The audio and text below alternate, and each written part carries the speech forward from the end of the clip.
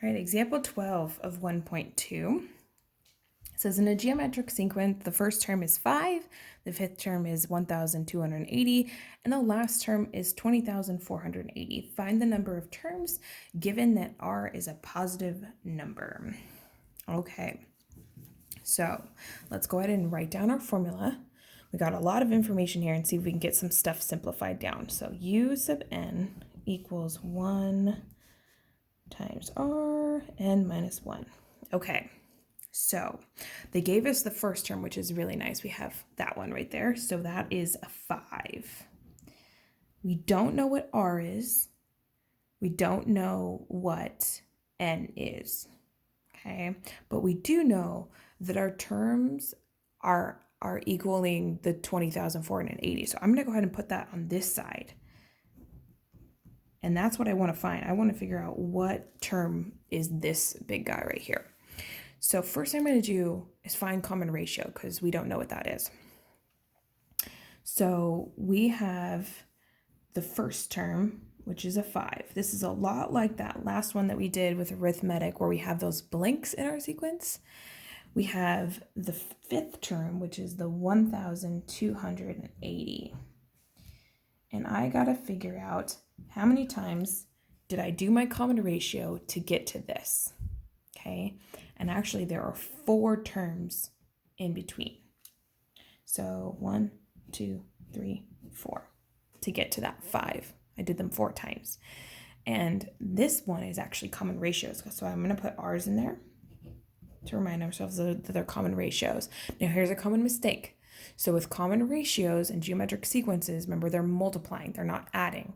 So I need to put, instead of plus signs in between, multiply signs. Okay, then we're good to go. Okay, so here we go. We have 5.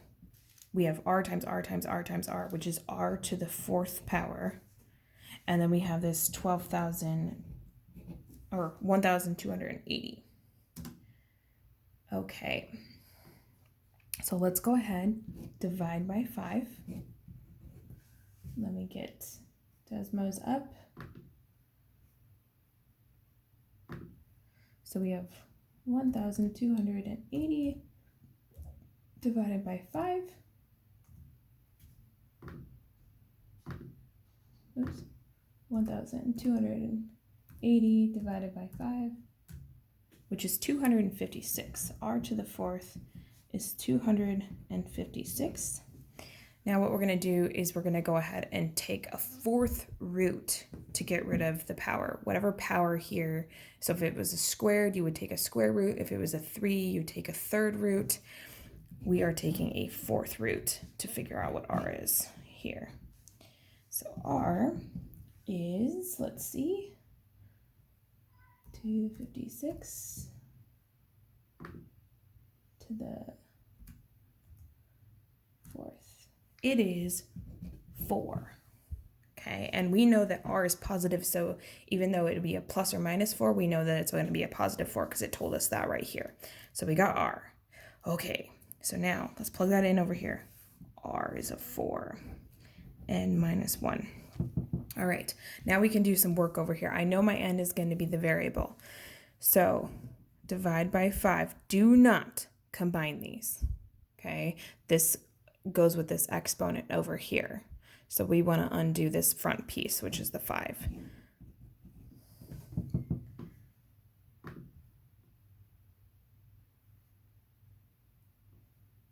Okay, so that equals 4,096.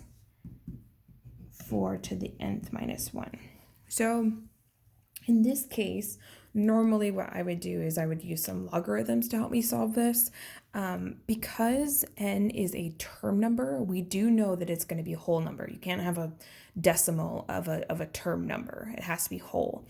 So what they've done in the book, the way they show you how to do it, they say, try to make this a base 4. So what number is the power of 4 to make this 4,096? And you would do some guessing and checking in your calculator there, but it is actually 4 to the 6th power is the 4,096. Okay, So since the bases match here and here, I know that the powers have to match too. So 6 equals n minus 1. Add the 1 to both sides. And then our n number, finally, is a 7. So this term number that they asked us to find is the 7th term in our sequence. That was a long one.